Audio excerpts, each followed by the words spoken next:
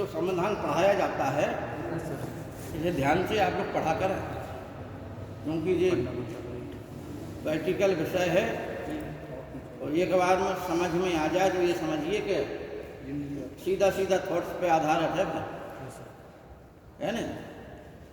अनुच्छेद और क्या कहानी है।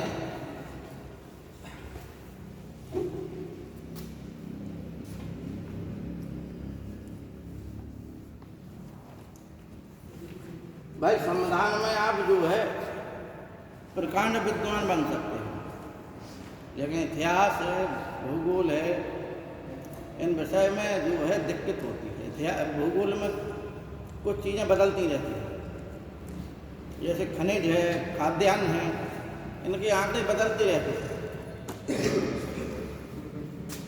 भूगोल की कुछ चीज़ें बदलती रहती हैं।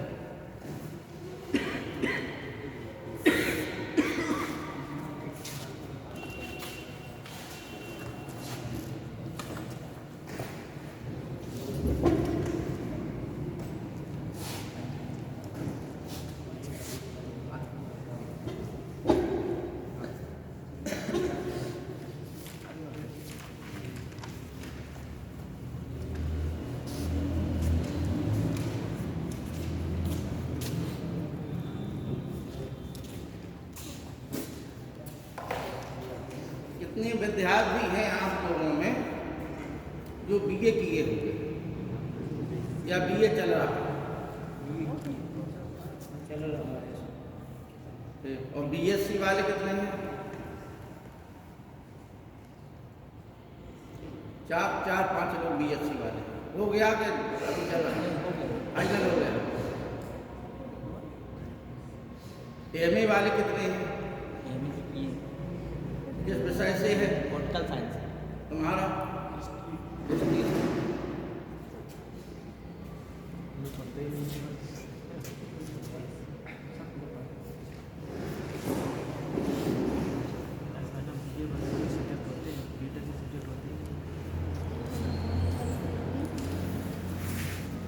देखो, जिनका बीए हो चुका है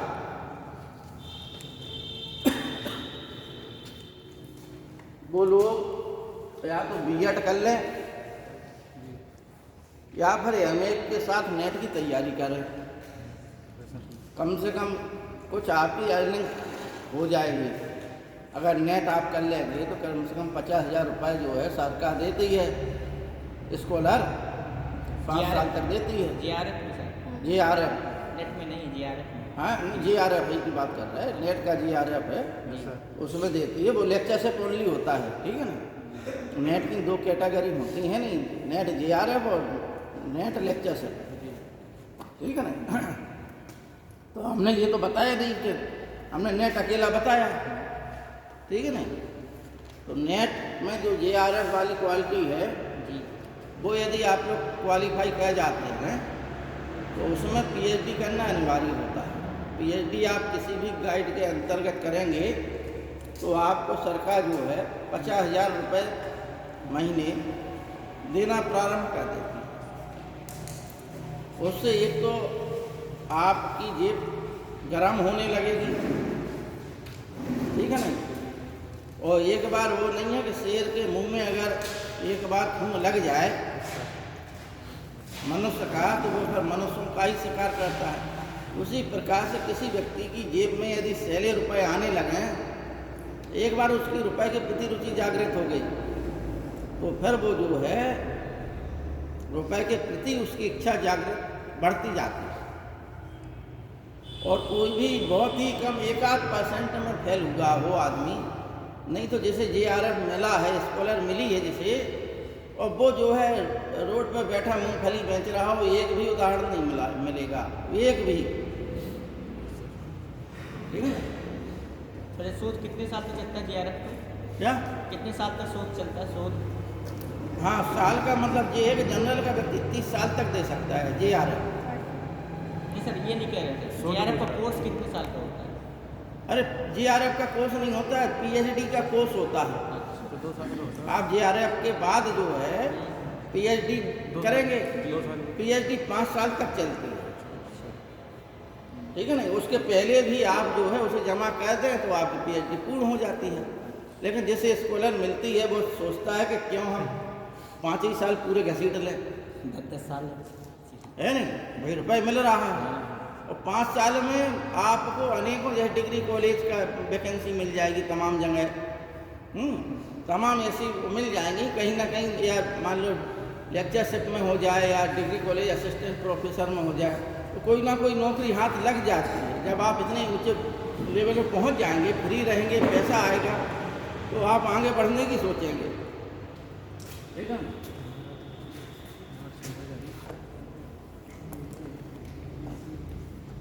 और जो इतिहास के हैं वे लोग हमसे मिले, हम उन्हें कुछ विधि बता देंगे, ठीक है ना, निःशुल्क विधि बता देंगे। भाई वो ये सोचे कि भाई सर इसलिए कह रहे हैं कि भाई कुछ बाद में पैसे के लिए कहेंगे, तो ये भी नहीं है, हम मुँह से बता रहे हैं कि हम निःशुल्क बता देंगे उन्हें कि उन्हें क्या पढ़ना है, कैसे पढ़ना है, और उनका JRF हो जाए, ठीक है ना। भाई हमारे माध्यम से यदि आपका कल्याण हो जाता है तो हमारा जग क्या जा रहा है नहीं, आपकी दुआएं हमारे साथ होंगी।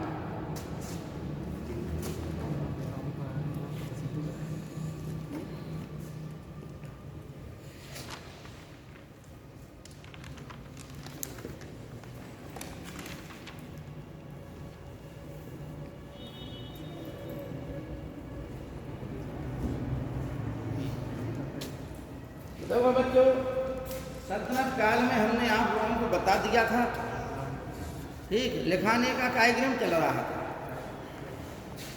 अब 2 दिन और मिल गए तो हो सकता है कि आपका सब कुछ हो जाए।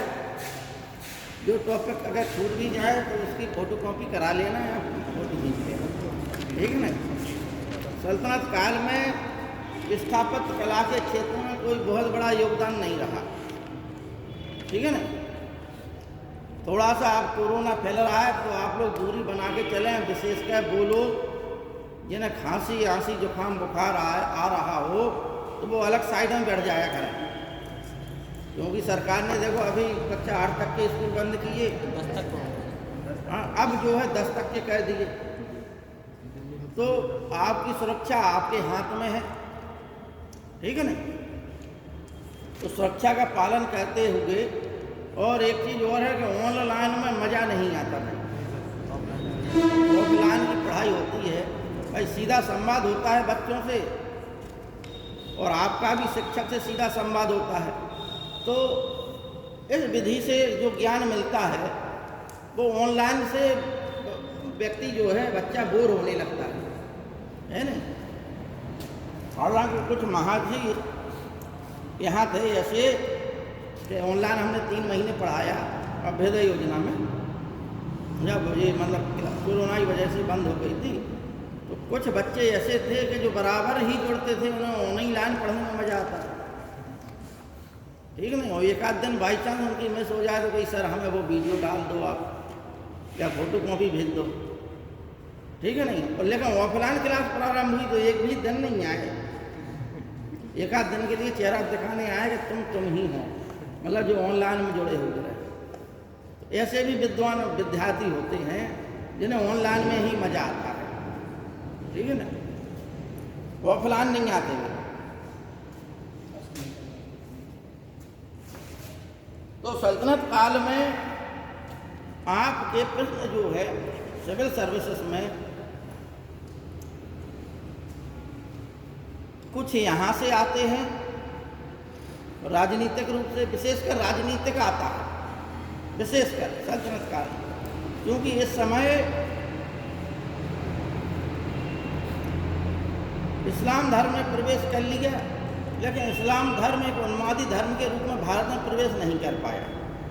क्यों? क्योंकि यहाँ हिंदू बहुसंख्यक थे, और जब जो है इल्तुतमिश के वजीर जुनैदी था, उसने इल्तुतमिश से कहा कि इस देश को दारुल हर्ब से दारुल इस्लाम बना दिया जाए। समझना बात को, दारुल हर्ब से, दारुल हर्ब का मतलब काफिरों का देश, दारुल हर्ब से दारुल इस्लाम बना दिया जाए तो जो है इल्तुतमिश ने कहा था कि हम लोग हिंदुस्तान में फिर मुट्ठी भर लोग, यदि हम जो है इन्हें के साथ जो इस्लाम धर्म कबूल करने के लिए ज़बरदस्ती करेंगे तो सभी हिंदू जो है एकजुट हो जाएंगे और हम लोगों का ही पता नहीं चलेगा। ठीक है ना, क्योंकि इल्तुतमिश में तुम लोगों ने बताया कि देखिए सल्तनत काल में प्रारंभ हुआ तो सबसे सुंदर योग्य महान शासक बहुत हुए संसार में, लेकिन ऐसा नहीं है कि वो साथ में सुंदरता भी लिए हुए, बहुत कम ऐसे होते हैं। ठीक है ना, जैसे एक समय हमारे देश के प्रधानमंत्री राजीव गांधी थे, वो देखने में भी सुंदर लगते थे और ऊंचा पद भी था। ठीक, तो इसी प्रकार से इल्तुतमिश जो है देखने में भी खूबसूरत था और बहुत ही योग्य शासक था।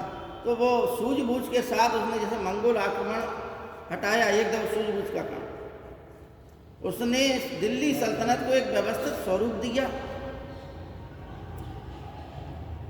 ठीक है ना, एकता व्यवस्था आप लोगों ने चर्चा की थी, एकता व्यवस्था क्या है? तो एकता व्यवस्था वह व्यवस्था थी, हमने बता चुके थे आप लोगों को, कि जो अधिकारियों को दी जाती थी जिससे वह अपना वेतन और सैनिकों का खर्च निकाल लें, बकाया लगान जमा कर दें। लेकिन इसमें यह थी कि वह उस भूमि के मालिक नहीं होते थे। ध्यान दें, जो इक़्तिदार होता था वह भूमि का मालिक नहीं होता, उसे एक क्षेत्र मिल जाता था, प्रांत मिल जाता था, उसे इक़्ता कहते थे कि इस इक़्ता का ये व्यक्ति है तो वो इक़्तिदार होता है। मुक्ता या इक़्ता एक ही शब्द है। और ऐसा भी नहीं था कि आज आप यहाँ के इक़्तिदार हो कल दूसरी जगह के इक़्तिदार हो जाओ। ठीक है नहीं, समझ आ गई बात? आज यहाँ के हो कल वहाँ के हो जाओगे, तो आप इस भूमि के मालिक नहीं हो, आप सिर्फ इसका उपभोग कर सकते हो उतना जितना आपकी ज़रूरतें हैं। बकाया लगान आपको जमा करना। तो ये जो है हस्तांतरणीय और वंशानुगत भी नहीं था कि एक इक़्तिदार का लड़का ही इक़्तिदार बने।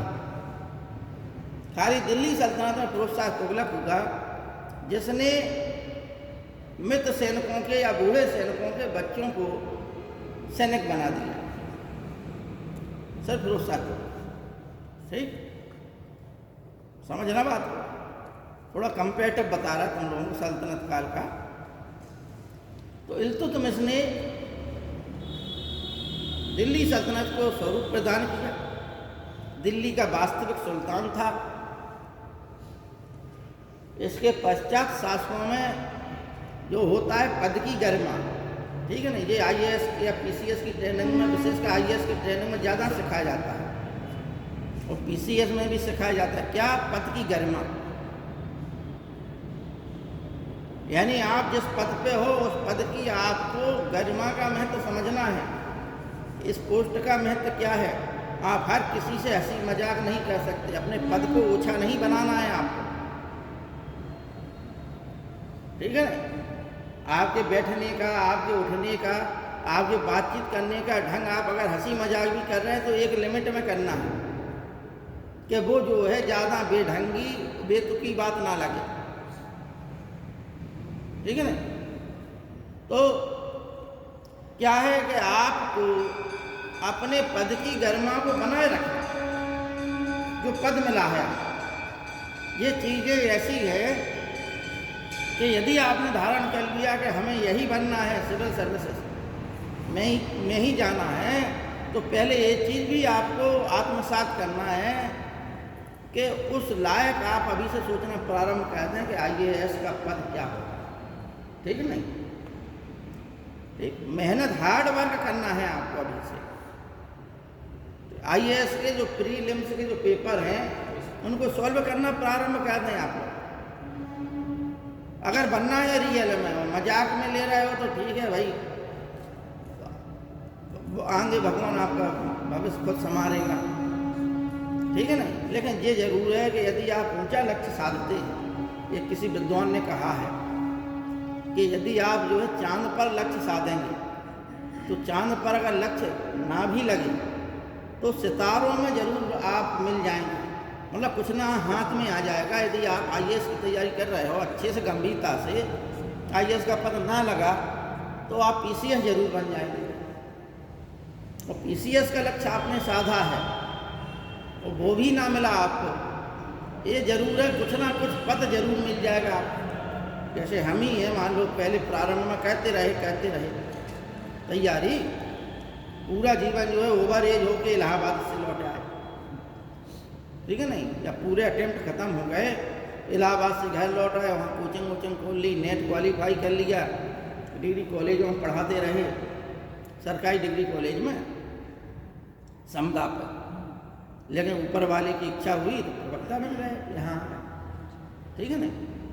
तो ऐसा नहीं है कि ऊपर वाला, अगर आपने हार्ड वर्क किया है, हार्ड वर्क, तो उसका कहीं ना कुछ रिजल्ट आपको वो देगा, ठीक है नहीं। भरोसा इतना रखिए अपने आप में। तो वही है कि यदि आप ऊंचा लक्ष्य रखेंगे, अमीरी गरीबी ये मायने नहीं रखता व्यक्ति का, ठीक है नहीं। अगर कोई व्यक्ति ये कहे कि हम गरीब हैं, हम आईएएस नहीं बन सकते, तो ये तो अपने आप को धोखा दे रहा होगा, टोटली धोखा दे रहा है, क्योंकि इसका अमीरी गरीबी कुछ मतलब नहीं है। मतलब है आपका हार्ड वर्क और आपका बुद्धि का स्तर। दूसरी बात, अगर कोई व्यक्ति ये सोचे कि हमारी भाई बुद्धि उस स्तर की नहीं है, लेकिन यूपी पीसीएस में जितना भी आप देखिए चयनित जितना होता है वो हार्ड वर्क वाला होता है। बहुत ऊंची बुद्धि स्तर वाला व्यक्ति जो है 1-2 चांस में ही ले जाता है। बकाया जो है कि हर व्यक्ति जितनी सीटें हैं उसका 90% हार्ड वर्क वाला लेता है। जो 2-2 4-4 इंटरव्यू दिए बैठे हों, 4-6-10 हमने मेंस दे लिया हो, लगे रहे, यहाँ तक कि एक लोग हमारे पास तमाम लोग हो गए सिलेक्ट, तो एक लोग जो है लेखपाली में नहीं हुआ, दरोगा में नहीं हुआ, उनका आईएएस में नहीं हुआ, उत्तराखंड में पहले चांस में हो गया, पीसीएस में हो गया पहले ही चांस में, और ARTO को पद मिल गया। बताइए कितना ऊंचा पद मिल गया। एक हमारे रिश्तेदार थे, ठीक है नहीं, हमारी बहन जी के देवर, वो भी तैयारी करते रहे। कभी उन्होंने जो है, कभी तो ऐसा होता था कि प्री ही नहीं पास हो उनका, तो वे इतना रोते थे कि घर वाले भी, यहाँ इलाहाबाद में वे रो रहे और घर में उनके घर वाले रो रहे साथ में, इतनी आसक्ति प्री पास ना होने पर, ठीक है नहीं। और इंटरव्यू तो एक भी दिया नहीं उनने जीवन काल में, कक्षा 10 के बाद पहुंच गए थे इलाहाबाद, लेकिन ऊपर वाले ने ऐसी कृपा की कि सब रजिस्ट्रार हो गए वो, ठीक है नहीं, पहले ही चांस में उत्तराखंड में हो गए। तो कहीं ना कहीं अगर आप तैयारी कर रहे हो, रियल में ईमानदारी से कर रहे हैं, तो आपको मिलेगा। इस चीज़ को आप अनुभव कर लें। तो एक बात हम कर रहे थे पद की गरिमा, तो उस पद की गरिमा को आपको समझना, ठीक है नहीं। जैसे बलवन ने जो राजत्व का सिद्धांत उठाया, ठीक है नहीं, इतना कोई शासक इस स्तर पर नहीं ले गया, ठीक। अब आइए खिलजी वंश, तो खिलजी वंश में महत्वपूर्ण शासक है अलाउद्दीन खिलजी। अलाउद्दीन खिलजी ने भारत में वह कार्य किया जो ना आधुनिक काल में अंग्रेज लोग कर पाए, ना वर्तमान की सरकारें कर रही हैं, ना कभी प्राचीन काल में हुआ ऐसा काम। उसने वस्तुओं के रेट घटा दिए, और यकीन मानिए कि अलाउद्दीन खिलजी का ही शौर्य है। अगर आंकलन किया जाए, विशेष रूप से अर्थशास्त्री बैठ जाएं कि वस्तुओं के रेट एक बार घटाए तो वस्तुओं के रेट एकाएक नहीं बढ़ जाते, धीमे धीमे बढ़ता है वस्तुओं का रेट। तो अलाउद्दीन खिलजी ने सभी वस्तुओं के रेट, मार्केट की जितनी वस्तुएं थी सबके रेट घटा दिए। जब रेट घटे तो मुद्रा की वैल्यू बढ़ जाएगी, पैसे की वैल्यू बढ़ जाएगी, पैसे की वैल्यू बढ़ गई, सोने चांदी की वैल्यू बढ़ गई, और वस्तुएं जो है हर आदमी के लिए सस्ती हो गई। आज क्या है अगर आपको 1 लाख रुपए भी मिलता है और आप शॉपिंग करने के लिए जाएं तो 2-4 हज़ार रुपए का पता नहीं चलता, ठीक है ना। आप हम क्या प्रदर्शनी में चले जाएं तो 1-2 हज़ार रुपये तो ऐसे ही चले जाएंगे, प्रदर्शनी में खाने ही पीने में चले जाएंगे। बताइए 50 रुपये से कोई नीचे की चीज़ है खाने की? बर्गर कुछ भी ले लो तुम लोग, चाहे चाउमीन ले लो। तो कहने का मतलब ये है कि आज जो है, आज की सरकारें भी उस लेवल पे नहीं सोच पाई जो अलाउद्दीन थी। उसने दाग प्रथा लागू की घोड़ों को, क्योंकि अधिकारी लोग क्या कहते थे कि घोड़ों को जैसे हुआ कि भाई ये सैनिक लोग या इक़्तिदार लोग अपने घोड़े और सैनिक लाएं, तो एक इक़्तिदार दूसरे इक़्तिदार से मिल जाता था, वही घोड़े वो लेके पहुंच जाता था, वही घोड़े दूसरा लेके पहुंच जाता था। उनकी चेकिंग हो गई, उन्होंने वो घोड़े इन्हें दे दिए। अब घोड़ा एक है, दिखा दिया 2-2 दर्ज 2-2 जगह हो गया एक ही घोड़ा। उसी प्रकार सैनिकों का भी होता था, उनने सैनिकों को अपनी तरफ खड़ा कर लिया, इनके चेक हो गए, उन्होंने मिला के इस तरफ खड़े कर दिए भाई। अब एक सैनिक 2-2 जगह हो गया। संख्या और वेतन क्या हो रहा, बहुत ज़्यादा हो रहा, रियल में क्या है बहुत आधी है।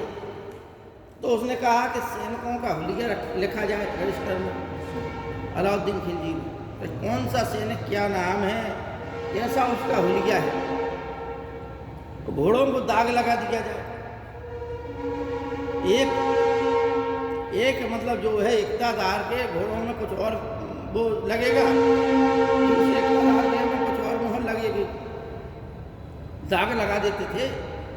इससे जो है कि एक काम उसने किया, दक्षिण भारत को जो समुद्रगुप्त की नीति थी, इसलिए इसे जो है सल्तनत काल का समुद्रगुप्त भी कहा जाता है।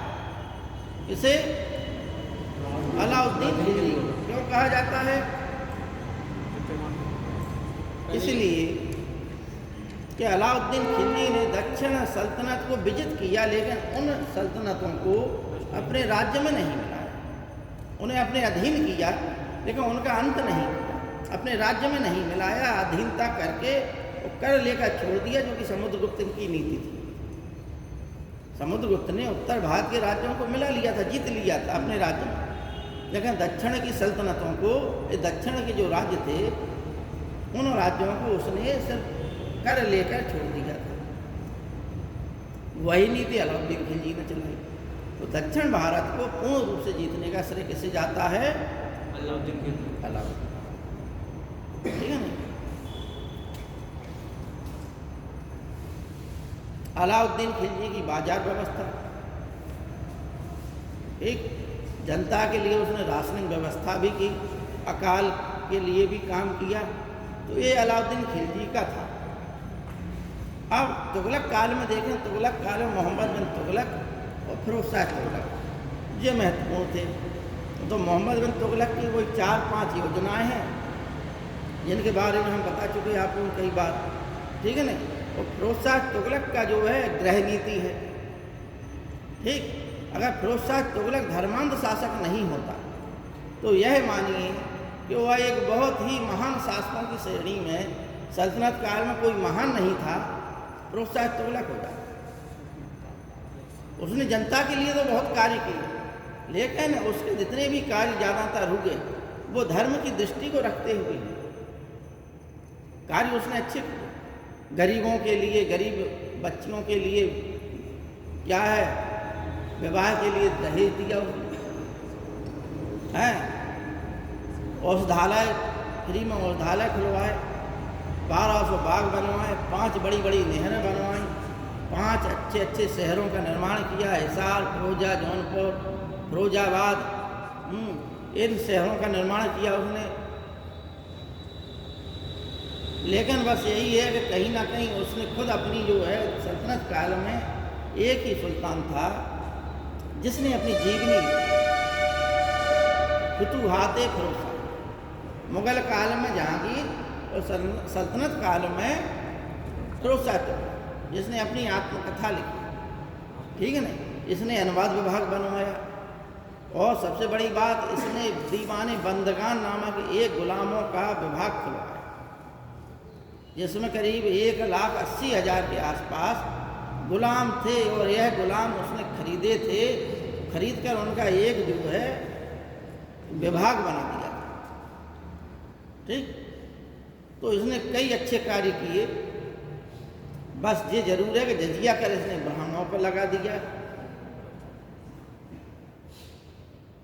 मुस्लिम प्रजा के लिए पूर्णतः दृष्टि में रखते हुए कल्याणकारी कार्य किए, लेकिन हिंदू प्रजा के साथ में किसी प्रकार का इस प्रकार के कार्य नहीं किए कि जिससे से महान शासक वह है जिसके मन में संकीर्णता की भावना हो।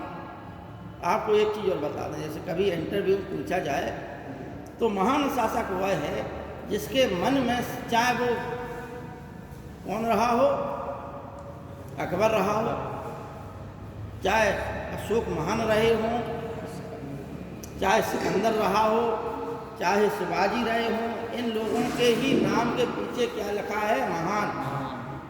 क्यों लिखा है महान? क्योंकि इन्होंने ना ये देखा किस जाति के हो, किस धर्म के हो, किस पंथ के हो। अगर कानून बनाया है जनता के हित के लिए तो वह पूरी जनता के लिए लागू था। इस दृष्टि से कानून नहीं बनाया कि सिर्फ बौद्ध लोगों के लिए ही ये कल्याणकारी नियम है, ये सिर्फ हिंदुओं के लिए ही है, ये सिर्फ जैनों के लिए है। यहाँ तक कि सिकंदर का, जिसे हम सिकंदर महान कहते हैं, सिकंदर का युद्ध हुआ किससे? दारा 33 से, ईरान में। और फिर दारा 33 की पुत्री रुखसाना से ब्याह हुआ, और उसने जो है दारा की जो माँ थी, ठीक है ना, उसने उसे पुत्र कहकर पुकारा सिकंदर, क्योंकि उसकी उदारता उसने देखी, तो उदारता से प्रसन्न हुई। तो सिकंदर अपने आप में एक विद्वान शासक था और इन चीज़ों का ख्याल रखता था। जैसे शिवाजी के हाथ में, शिवाजी जो है ज़्यादातर हिंदू धर्मोद्धारक की उपाधि धारण की, यानी हिंदू धर्म को उद्धार करने वाला। लेकिन यदि उनकी सेना मुसलमान भी थी, और कहीं भी जब मुस्लिम सत्ता से, मुस्लिम सैनिकों से जब उनका संघर्ष होता था तो कुछ मुस्लिम स्त्रियां भी हाथ आ जाती थी। कुछ लोग जो है युद्ध स्थल पर कुरान की आयतें, वो कुरान ले जाते थे, तो कुरान शरीफ की प्रति मिल जाती थी, किताब मिल जाती थी। तो शिवाजी उसको सुरक्षित रखते थे, उसकी इज्जत करते थे, महिलाओं की और कुरान की। और जो है उन महिलाओं को बाइज्जत पालकी में बैठा कर उसके घर तक पहुंचवा दिया जाता था शिवाजी के आदेश पर। बताइए, कोई दिल्ली सल्तनत का कोई शासक होगा इतना ऐसा कार्य किया, या मुगल काल में कोई शासक होगा, लेकिन शिवाजी में कुरान शरीफ की प्रति मिल गई तो कुरान शरीफ की प्रति उन्होंने लौटा दी, किसी मुस्लिम भाई को दे दी। इसलिए शिवाजी को महान कहा जाता है। जबकि औरंगजेब उन्हें ये कहता था कि यह जो है पहाड़ी चूहा है, ठीक है ना। तो महानता के गुण व्यक्ति के आचरण से प्रकट होते हैं, ठीक है ना। व्यक्ति का आचरण जिस प्रकार का है, तो इन्हीं शासकों को महान कहा गया। फिरोज शाह तुगलक की यही कमी रही। अब देखो, सैयद वंश बहुत छोटा वंश था, लेकिन इतना भी छोटा नहीं था कि खिलजी वंश से छोटा हो। फिर भी इन लोगों ने कोई विशेष कार्य नहीं किए, ना ही कोई नई विजय की। तो खिलजी वंश, सैयद वंश के पश्चात लोधी वंश आया। तो लोधी वंश में सिकंदर शाह लोधी, बहलोल लोधी ऐसा था कि जिसकी माँ गर्भवती थी और तभी छप्पर गिर गया। यानी क्या होगा कि इसकी माँ जो है दब के मर गई, तो उसके चाचा ने माँ का पेट चीर कर इसको निकाल लिया। तो इतिहास में सिर्फ दो ही व्यक्ति हैं जिनका पेट चीर कर निकाला गया। कौन कौन है? ध्यान, एक तो हमने बता दिया, दूसरा बिंदुसार, अशोक का पिता, ठीक है नहीं। इस अशोक के पिता बिंदुसार का भी जन्म जो है सर्जरी के माध्यम से हुआ, ठीक। तो ये दो, बहलोल लोधी का इसी प्रकार जन्म हुआ। माता पिता का बचपन में ही चाचा ने पाला, लेकिन चाचा इसकी योग्यता को समझ गया। और चाचा ने फिर क्या किया कि इसको ही आगे बढ़ा दिया और यह अपनी योग्यता से इतना आगे निकला कि अंत में जो है सुल्तान बना, ठीक है ना। तो यह इसकी योग्यता थी। लेकिन इन सब में जो है योग्यतम शासक सिकंदर लोदी था। सिकंदर लोदी में भी वही कमी थी जो शाह तुगलक में थी। यह भी कहीं ना कहीं से जो है धर्मांध था, लेकिन अपने आप को सुंदर, अपने व्यक्तित्व को सुंदर दिखाने के लिए यह जो है दाढ़ी आड़ी बना के आता था। दाढ़ी का नियम नहीं लादा इसमें, ठीक है नहीं। जब मतलब मुस्लिमों में ये नियम था, जैसे औरंगजेब का नियम था कि एक निश्चित सीमा तक दाढ़ी होना चाहिए, एक सीमा थी, उससे ना ज़्यादा लंबी और ना ज़्यादा छोटी। तो ये तथ्य थे। अब आप लोग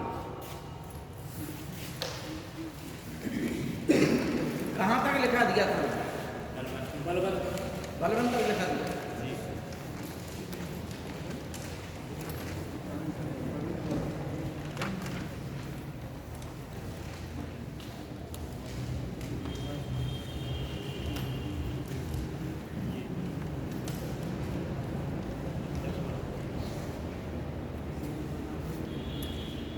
अब खिलजी वंश लिखिए।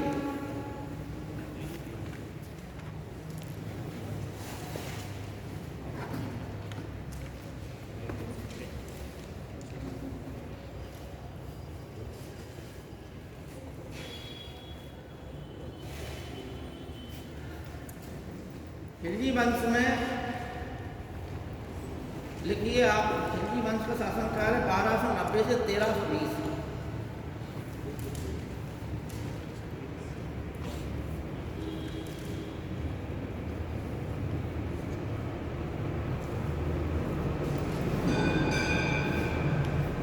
देखिए जलालुद्दीन खिलजी,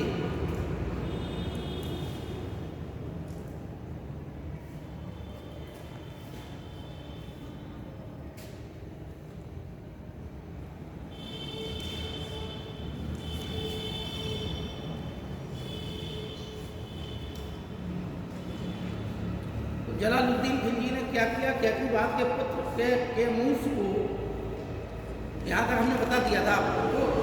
कैकूबाद के बाद कैमूस जो बिल्कुल छोटा बच्चा था, नवजात बच्चा था, इसके संरक्षक के रूप में कार्य किया और अंत में इसको नदी में, यमुना नदी में फेंकवा दिया और स्वयं जो है सुल्तान बन गया। लेकिन इसने अपना राज्याभिषेक कहाँ किया? इसने अपना राज्याभिषेक दिल्ली से दूर जो है कैकूबाद में एक महल बनवाया था, लेकिन पूर्ण नहीं बना पाया, जिसका नाम था किलो खैरी या कीलूगढ़। यहाँ पर इसने अपना राज्याभिषेक किया। तो लिखिए, इसने अपना राज्याभिषेक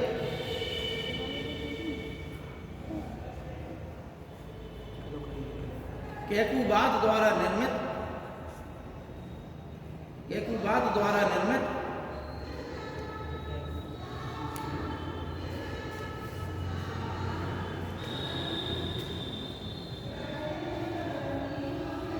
किलो खरी के किले में कराया।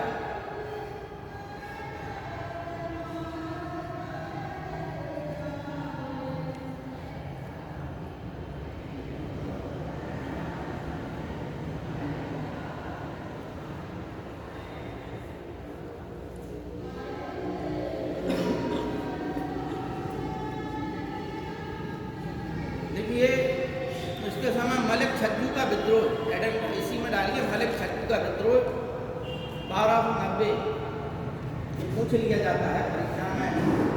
मलिक छज्जू का विद्रोह, छज्जू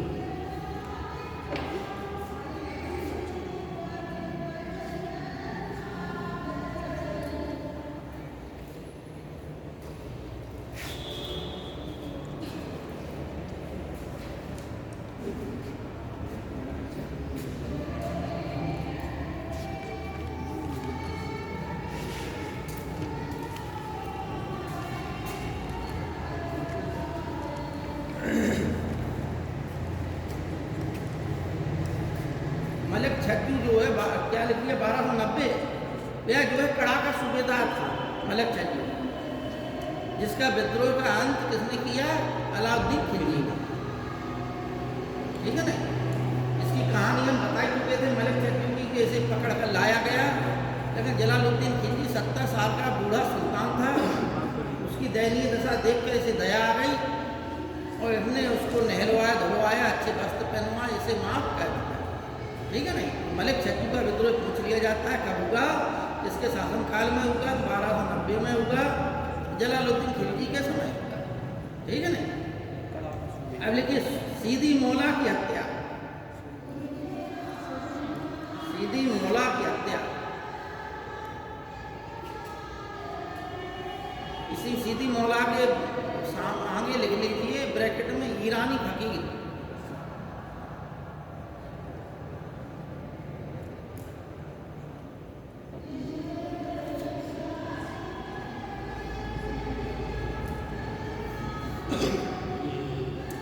ये ईरान से आया हुआ एक फकीर संत था।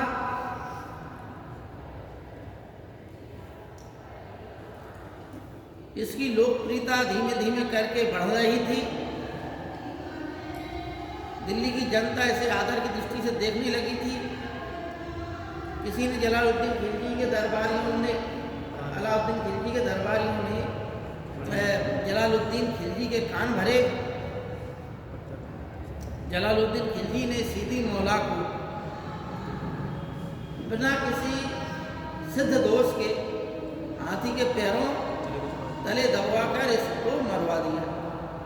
यह देखो, इसका राजत्व सिद्धांत उदार निरंकुशवाद पर आधारित था। इसका जलालुद्दीन खिलजी का उदार था। ठीक है नहीं। अगला लिखिए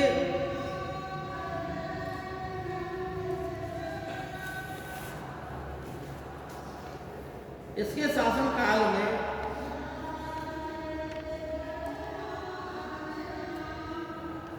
चार 4000 मंगोलों ने इसके नेतृत्व में समय गलत बोल रहा है। इसके समय जलालुद्दीन खिलजी के समय मंगोलों ने अब्दुल्ला के नेतृत्व में आक्रमण किया।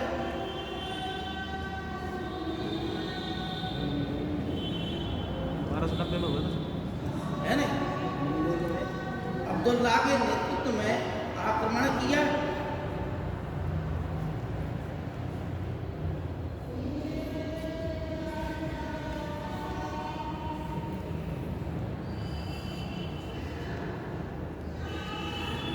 अंत में पराजित होकर संधि की। मंगोलों ने पराजित होकर संधि की।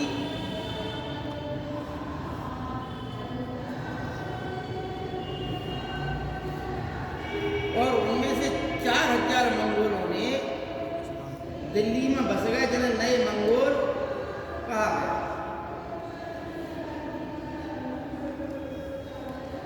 चार 4000 मंगोल दिल्ली में बस गए जलालुद्दीन खिलजी के। ठीक है नहीं।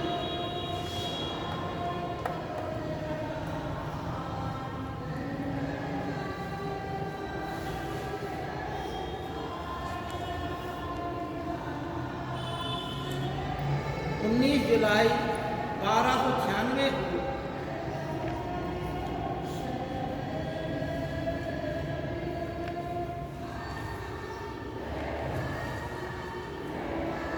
जुलाई 1296 में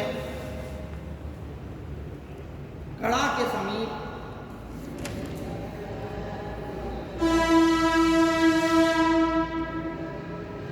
अलाउद्दीन खिलजी द्वारा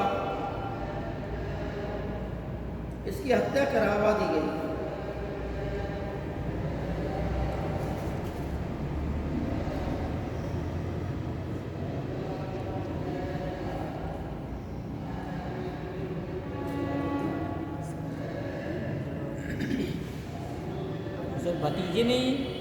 भतीजे ने इसकी हत्या करा दी। क्या अलाउद्दीन खिलजी ने चाचा की हत्या करा दी अपने। भतीजा भी था, दामाद भी था।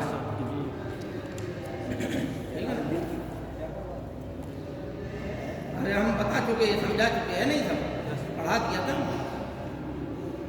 अब ये भी हमने बता दिया था कि कड़ा का सूबेदार इसने जो है अलाउद्दीन खिलजी को बना दिया था।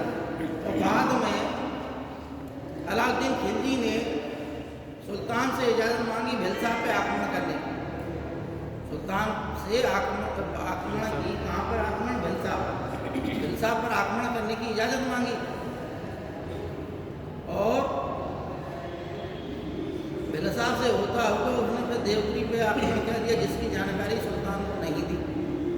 ठीक, देवगिरी में इसने अपार धन संपत्ति, तो दक्षिण भारत पर आक्रमण के सुल्तान के समय दक्षिण भारत पर प्रथम आक्रमण हुआ तो जलालुद्दीन खिलजी के समय प्रथम बार आक्रमण हुआ। ठीक है ना? अब लिखिए, आप लोग हेडिंग डालिए अलाउद्दीन खिलजी।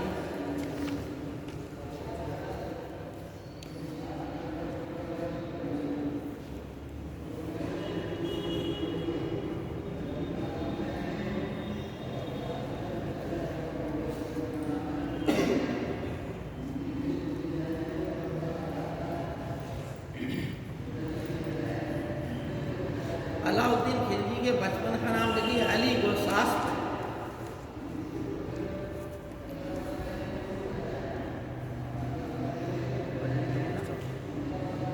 अली गोशास्प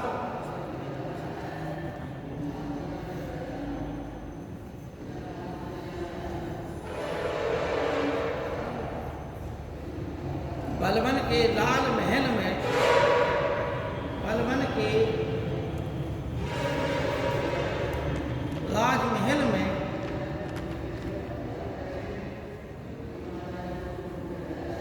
इसने अपना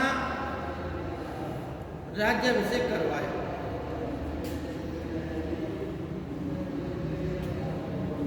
इसने अपना राज्याभिषेक करवाया।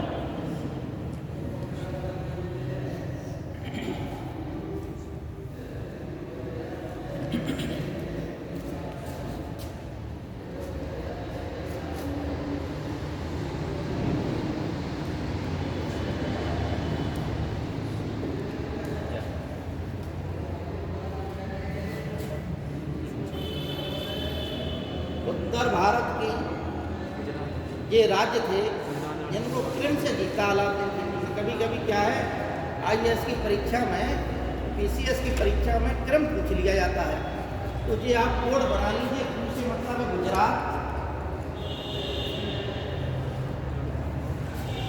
रा से मतलब है रणथंभौर,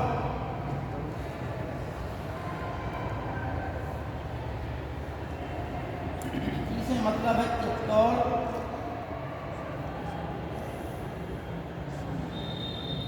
माँ से मतलब है मालवा,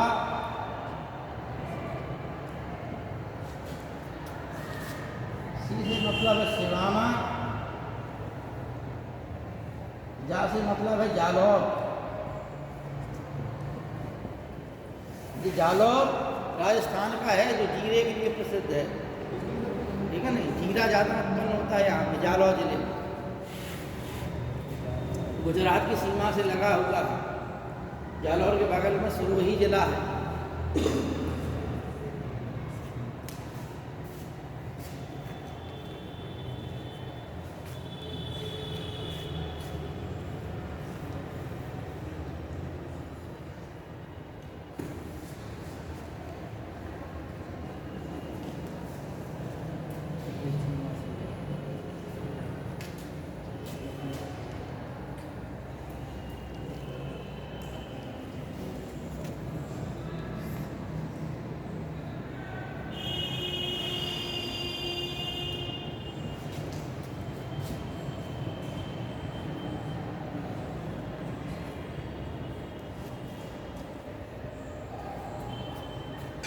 बारह सौ 98, 1301, 1303, 1305, 1308, 1311।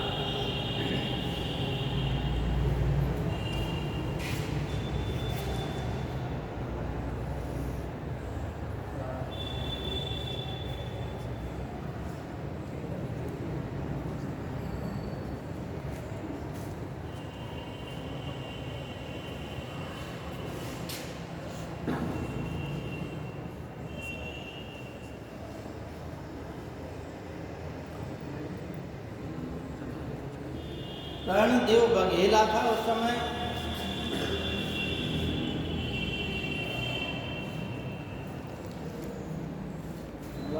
जालौर का नाम ध्यान रखना क्या हमीर देव।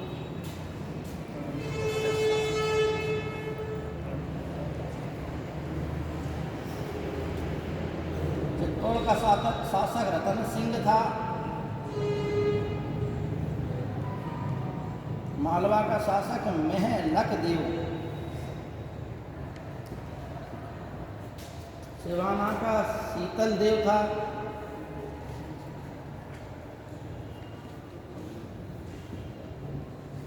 और जालौर का कान्हड़ देव।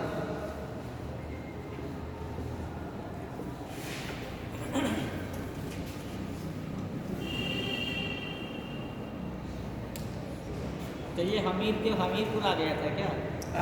वहाँ से भाग करके हमीरपुर आ गया था क्या? हमीरदेव देखो कि ये अनुसंधान का विषय है। ये हमीरपुर नाम पड़ा है। अब देखिए, अब जालौर से कहीं के जालौर का नाम परिवर्तन करके जालौर कह दिया क्या है नहीं, कहानी अलग अलग। ये जालावा ऋषि थे, जवालोपनिषद मिलता है, ठीक है नहीं, उनके नाम पर जालौन बसा, जालौन जला। एक उद्दालक आरणी ऋषि थे, उनके नाम पर उरई बसा। एक क्रौंच ऋषि थे, उनके नाम पर क्रौंच बसा, ठीक है नहीं। वामदेव के नाम पर बांदा बसा। इसी प्रकार से प्राचीन समय में ऋषियों के आश्रम थे, उन्हीं के नाम पर ज़्यादातर बसे हुए। क्या चित्रकूट? अब चित्रकूट का बता रहे। चित्रकूट में क्या है कि जब भगवान राम आए तो वहाँ पर गुफाओं में आदि मानवों के चित्र थे, ठीक है ना, इसलिए इसका नाम क्या पड़ गया?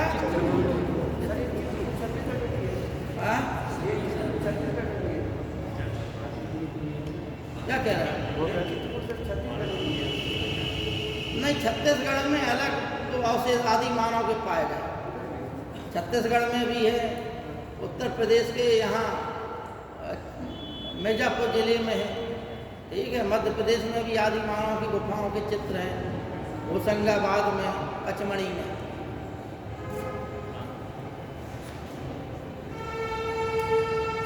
लिया एक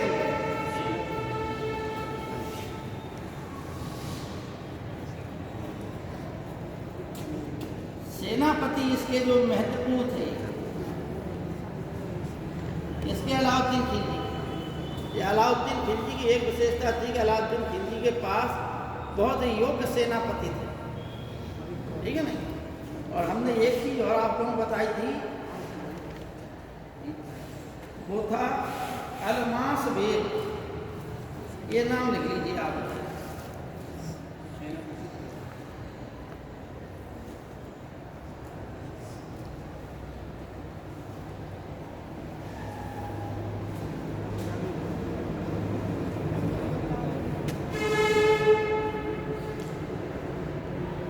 ये अलाउद्दीन खिलजी का छोटा भाई अलमास बेग।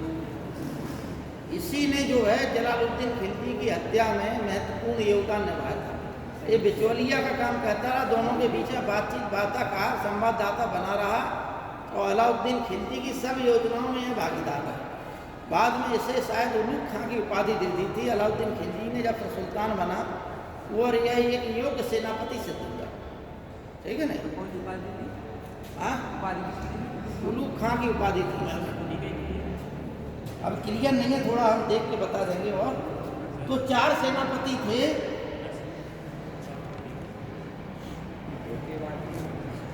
उलूग खां, जफर खां, नुसरत खां। तो मलिक काफूर में एक पड़ता है।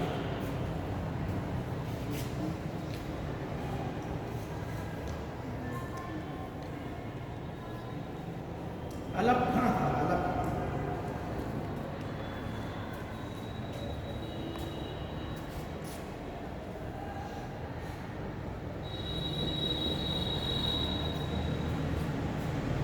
ये थे।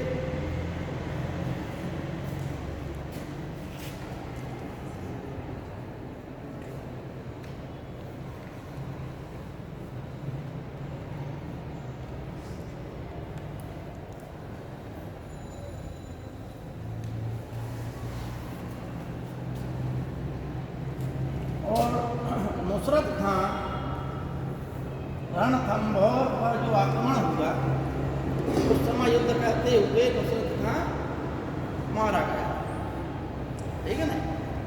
हालांकि उस आक्रमण में उलूग खां और नुसरत खां दोनों गए थे, लेकिन नुसरत खां युद्ध में करते हुए मारा गया, ठीक। अब देखिए सबसे प्रसिद्ध जो सेनापति था एक जफर खां और एक सेनापति था दक्षिण भारत का, यानी पूरी दक्षिण भारत विजय का श्रेय एक ही सेनापति को जाता है, इसका क्या नाम था? मलिक काफूर, ठीक है ना।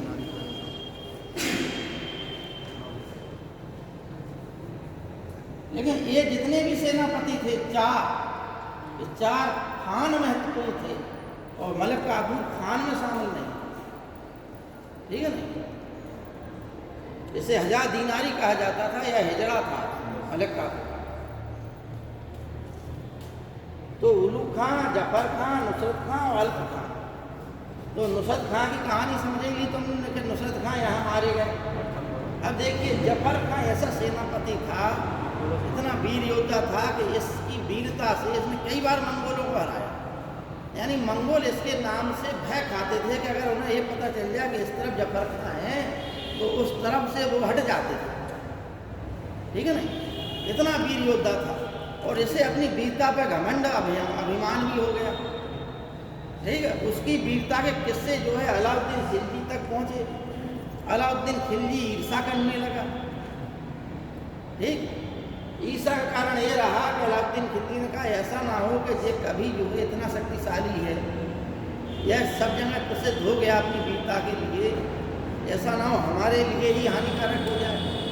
तो मंगोलों ने आक्रमण किया। तो यह जो है ऐसा होता है कि जब कोई सेनापति जाता है तो उसके आसपास भी अन्य लोग चलते हैं। लेकिन अलाउद्दीन खिलजी ने ये किया कि एक मंगोल, क्योंकि 6 मंगोल आक्रमण हुए, तो एक मंगोल आक्रमण तीसरा या चौथा, तीसरे में तो वो तागी खां का वो था, तीसरे तक जो है मंगोल आ गए थे, दूसरा या चौथा था। तो जफर खां वहाँ तक जो है खदेड़ते हुए मंगोलों को पहुँच गया, बहुत भीतर तक मंगोलों की सेना के भीतर। और यहाँ पर अलाउद्दीन खिलजी ने पहले से ही षड्यंत्र कह दिया और जो उसके सहायक थे उन सबको बुला लिया। इसका परिणाम ये हुआ कि जफर खां मंगोलों से घिर गया। अंत में उसने कहा अब तो हम मरने वाले हैं, तो उसने बहुत मारकाट की, लेकिन अंत में आखिर मनुष्य जो है मनुष्य ही होता है, अंत में मंगोलों ने घेर कर इसे मार दिया। लेकिन जफर खां के नाम से वह इतने भयभीत होते थे कि उनके अगर नाम घोड़े भी सुन लें तो वो नदी का पानी नहीं पीते थे, इतिहासकारों ने कहा, ठीक है ना। तो ये जो है जफर खां की कहानी है कि जिससे अलाउद्दीन खिलजी अपने ही सेनापति से ईर्षा करने लगा था और इसे मरवा दिया है अंत में मंगोलों के खिलाफ, ठीक है ना। अब जो है दक्षिण भारत के 4 अभियान थे। देवगिरी लिखिए,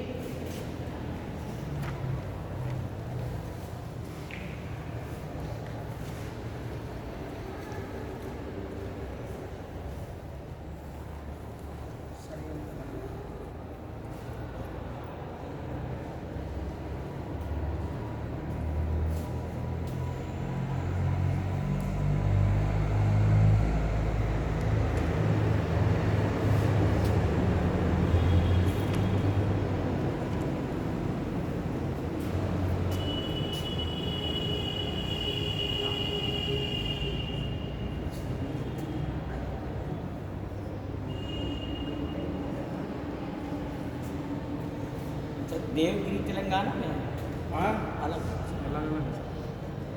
देवगिरी के बाद जो है तेलंगाना को जीता, तेलंगाना के बाद होयसल को जीता, होयसल के बाद पांड को जीता। लेकिन पांड को जीता यहाँ के जो आपस में 2 भाई थे, वीर पांड और सुंदर पांड, आपस में ही लड़ा रहे थे।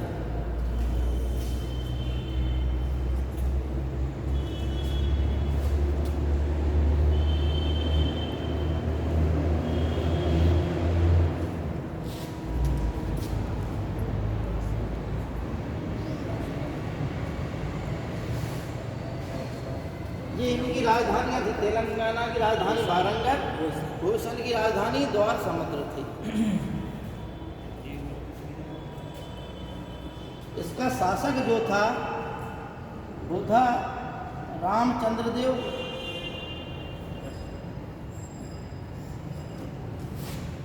इसका प्रताप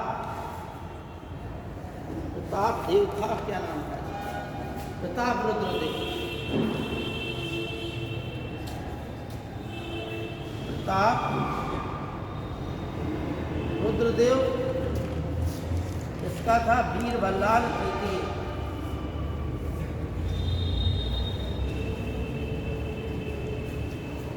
और पांड का शासक था कुलशेखर। लेकिन जब अलाउद्दीन खिलजी ने आक्रमण किया तो कुलशेखर की मृत्यु हो गई थी और इसके दो पुत्रों में लड़ाई हो रही थी। क्या नाम था उनका? सुंदर पांड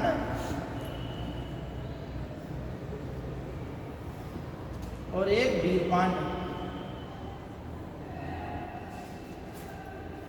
लेकिन जब अलाउद्दीन खिलजी ने आक्रमण किया तो दोनों ही भाग गए। तो अलाउद्दीन खिलजी ने जी भर का लूटा, इतना लूटा कि सबसे ज़्यादा धन संपत्ति, सोना चांदी, हीरे जवाहरात यहीं से मिले। अच्छा, यहाँ से जो है प्रताप रुद्रदेव ने जब आक्रमण अलाउद्दीन खिलजी ने किया, इसने मलिक काफूर ने, तो प्रताप रुद्रदेव ने अंत में संधि बाता की। और संधि बाता के पश्चात सोने की एक अपनी मूर्ति बनवाई, उसके गले में एक हार डलवाया। उस हार में कोहिनूर हीरा था। कोहिनूर हीरा का उल्लेख सर्वप्रथम यहीं से मिलता है। कोहिनूर हीरा पर जहाँ जहाँ गया वह जो है पराभव का कारण बना। ठीक, कोहिनूर हीरा यहाँ से अलाउद्दीन खिलजी के पास पहुँचा, अलाउद्दीन खिलजी का पतन प्रारंभ हो गया। ठीक, और जब ये पहुँचा, तब हर आदमी जो है अपनी पराकाष्ठा पर होता था। अंत में यह कोहिनूर हीरा मुगल काल में भी हुमायूं के पास रहा तो हुमायूं की स्थिति गड़बड़ हुई। ठीक है नहीं? और इसके पश्चात जो है शाहजहां ने इसे मयूर सिंहासन में जड़वा दिया। मयूर सिंहासन को नादिर शाह लूट ले गया, अफगानिस्तान पहुंच गया। अफगानिस्तान के शासक जो है क्या नाम ध्यान नहीं आ रहा, जमान शाह था, कौन था, उसने राजा दिलीप सिंह को, रणजीत सिंह को वो कोहिनूर हीरा दे दिया था। वह कोहिनूर हीरा जो है पंजाब के शासक रणजीत सिंह के पास रहा। रणजीत सिंह ने की मृत्यु के पश्चात उसके पुत्र दिलीप सिंह ने वह कोहिनूर हीरा अंग्रेजों को दे दिया। अंग्रेजों ने ब्रिटेन की महारानी को दे दिया। ठीक है नहीं? आज वह जो है ब्रिटिश राज मुकुट में जड़ा हुआ है। कौन? कोहिनूर हीरा। ठीक है, सर उनका पतन नहीं हुआ? हाँ, उनका पतन नहीं हुआ? क्यों ब्रिटेन का पतन नहीं हुआ? ब्रिटेन क्या आज महाशक्तिशाली है? 1849 में दिया गया था कोहिनूर हीरा। अब 1849 से ब्रिटेन का पराभव प्रथम विश्व युद्ध में ही हो गया। अब क्या ब्रिटेन उतना ही आज अमेरिका और के आगे क्या ब्रिटेन टिक रहा है? और कहाँ ब्रिटेन को जब कोहिनूर हीरा मिला उस समय ब्रिटेन का लगभग संसार के हर भाग पे जो है नियंत्रण शासन, पराभव तो हो ही गया। सर ये मलिक कफूर को ये जो उपाधि दी गई है उसको थोड़ा बता दीजिए।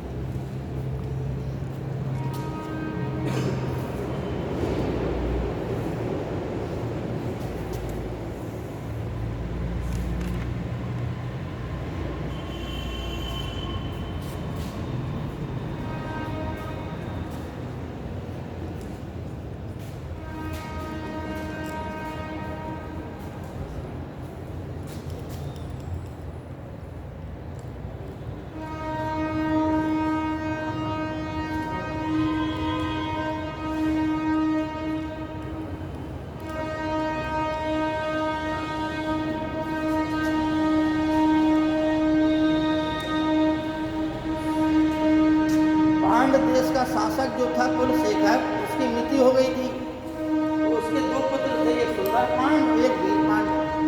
सुंदर पांड उसकी पत्नी से उत्पन्न हुआ था, इसलिए उसका वैध पुत्र था। लेकिन वीर पांड उसकी पत्नी से उत्पन्न नहीं हुआ था, बल्कि किसी और स्त्री से हुआ था, इसलिए यह जो है अवैध पुत्र था। लेकिन कुलशेखर अपने इसी अवैध पुत्र को चाहता था और इसी को अपना उत्तराधिकारी घोषित किया। तो जब उसकी मृत्यु हुई तो सुंदर पांडव वीर पांडव में लड़ाई हो रही थी। इस बात का जो है लड़ाई का फायदा किसने उठाया? मलिक काफूर। जब मलिक काफूर ने आक्रमण किया तो दोनों ही भाग गए और मलिक काफूर ने जम के लिया। ठीक है ना। सबसे ज्यादा धन की प्राप्ति पांडवी राज्य से, ठीक है ना। मथुरा या मदुरई इसकी राजधानी थी। ये अलाउद्दीन खिलजी का है। कुछ और चीजें लिखने का समय है तो, लेकिन हमें 7-8 मिनट है। हाँ, क्या पूछ रहे थे तुम? तो ये इसको जो उपाधि दी गई थी, हाँ? मलिक काफूर को जो उपाधि दी गई थी उसके बारे में पूछिए। देखिए क्या नाम के वहाँ पर क्या बोलते, गुजरात पे जब जो है आक्रमण किया गया तो गुजरात का शासक कर्णदेव अकेला था। यह अपनी पुत्री देवल देवी के साथ दक्षिण भारत भाग गया। युद्ध में पराजित होने के पश्चात क्या नाम था? देवल देवी। ठीक, देवल देवी के साथ दक्षिण भारत भाग गया। कहाँ पर? देवगिरी के शासक के यहाँ। और इसका विवाह, देवल देवी का विवाह इसके पुत्र से करना चाहता था।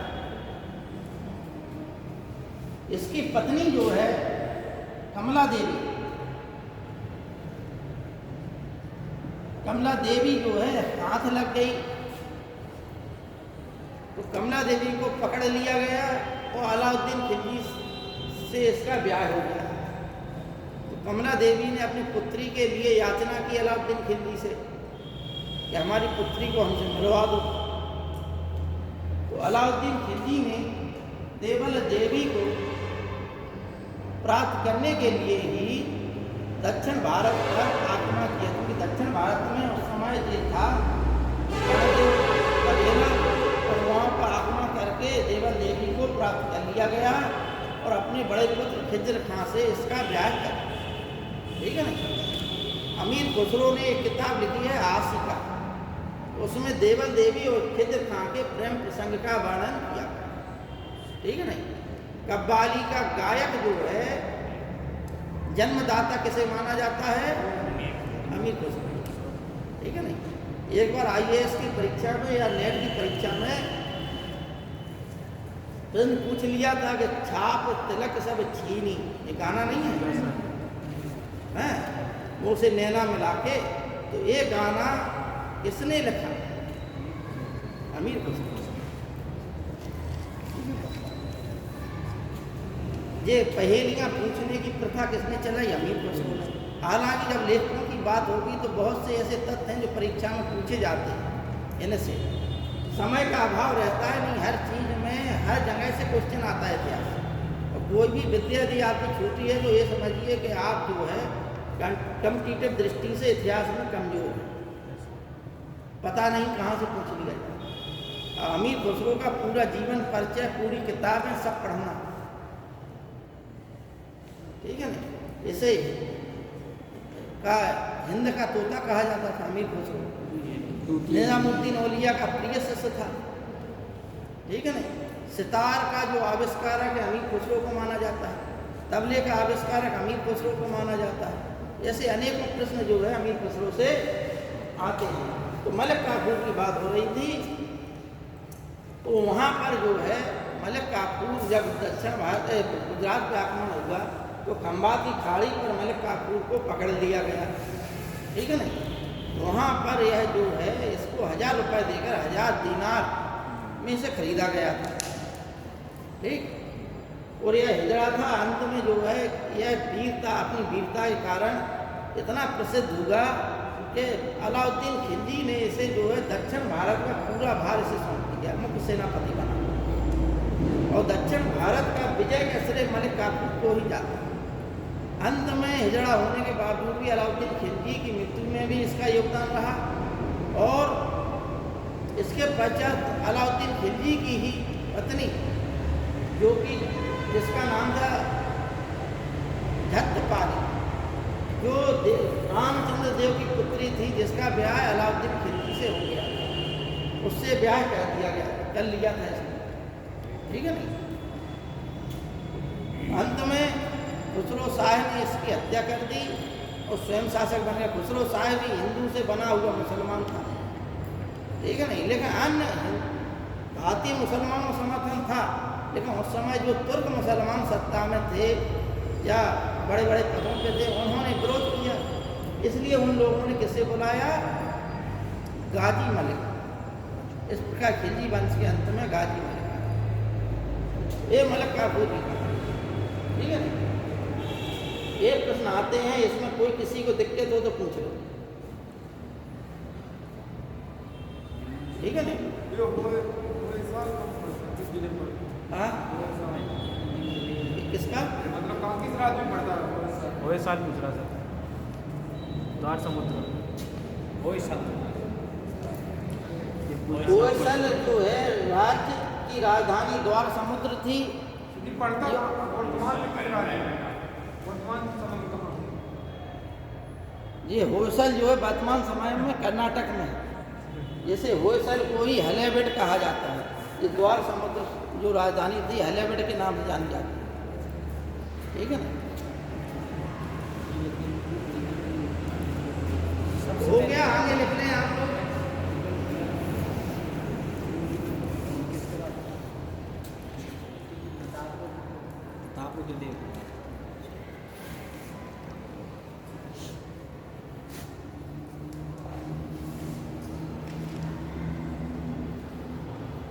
देखिए, सबसे ज़्यादा मंगोल आक्रमण अलाउद्दीन खिलजी के समय 6 बार हुए।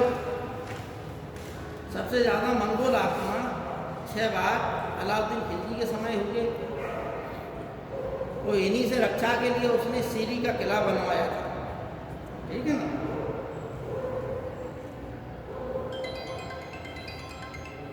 अब लिखिए, राशन की व्यवस्था शॉर्टकट में लिख लीजिए। राशन की व्यवस्था, बाजार नीति, एक एक शब्द लिखिए, खाली सब कहानी बता चुके हम। राशन व्यवस्था, बाजार नीति, चेहरा दाग प्रथा,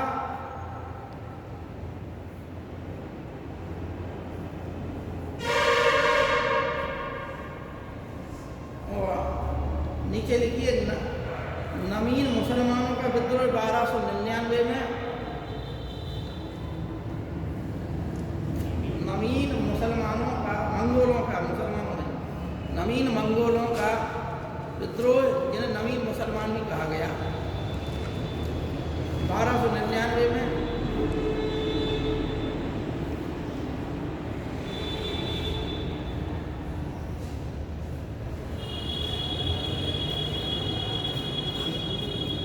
दीवानी रियासत नामक विभाग, दीवाने मुस्तखराज, दीवाने रियासत, दीवाने मुस्तखराज,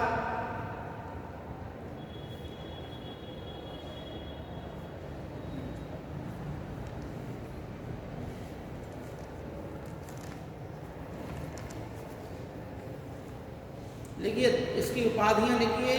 द्वितीय सिकंदर, द्वितीय सिकंदर जो सिक्कों पे मिलती है इसकी,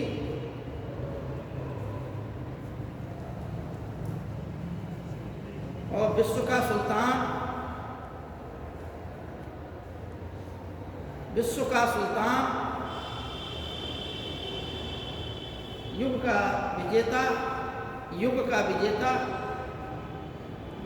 जनता का चरवाहा, युग का विजेता, जनता का चरवाहा। ये तीनों उपाधियां अमीर खुसरो ने दी थी, ठीक है ना। खजाइन और फुतूह में इसने अलाउद्दीन खिलजी की विजयों का उल्लेख किया। चित्तौड़ विजय के अभियान के दौरान भी अलाउद्दीन खिलजी था। दक्षिण विजय अभियान के दौरान भी अलाउद्दीन खिलजी रहा। सॉरी, हम अलाउद्दीन खिलजी कह रहे हैं, अमीर खुसरो, ठीक है ना। ये सब हो गया आपका अलाउद्दीन खिलजी से। अब आप लोगों को कोई अगर दिक्कत हो, इसके पश्चात मुबारक शाह खिलजी, और मुबारक शाह खिलजी के पश्चात खुसरो शाह, खुसरो शाह के पश्चात। खुसरो शाह क्या है कि हिंदू धर्म से परिवर्तित मुसलमान था, इसलिए तुर्क अमीरों ने नारा दिया क्या कि इस्लाम खतरे में है। ठीक है नहीं। तो सभी तो अमीर इकट्ठे हो गए, गाजी मलिक को बुला लिया। तो ये सब चीज़ें खिलजी काल की थी। इसमें से अगर कोई चीज़ समझ में ना आए तो पूछ लीजिए, नहीं तो आज जो है चैप्टर ख़त्म कर रहे हैं।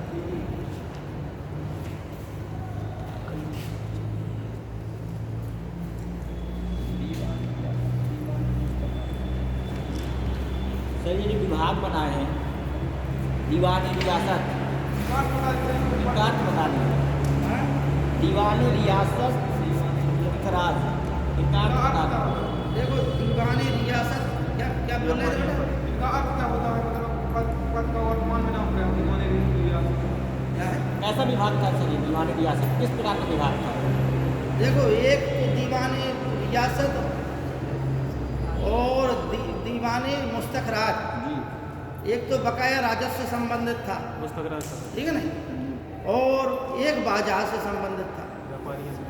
जो राजस्व बकाया था उसकी वसूली के लिए एक विभाग की मुस्तखराज की स्थापना की गई थी, और रियासत की जो स्थापना की गई थी वो बाजार व्यवस्था से संबंधित था, यानी पूरी बाजार व्यवस्था का नियंत्रण करने वाला था। और बाजार व्यवस्था का जो एक मंडी अधीक्षक था उसे सहना कहा जाता था, ठीक है नहीं। और गुप्तचर रखे थे इसने कि कोई व्यक्ति गलत तौल ना रखे, यदि गलत तौल रखता है तो जितनी तौल रखेगा उतना मांस उससे काट लिया जाता था। तो दुकानदार क्या है कि अधिक ही सामान देता था, कम नहीं देता था, ठीक है नहीं।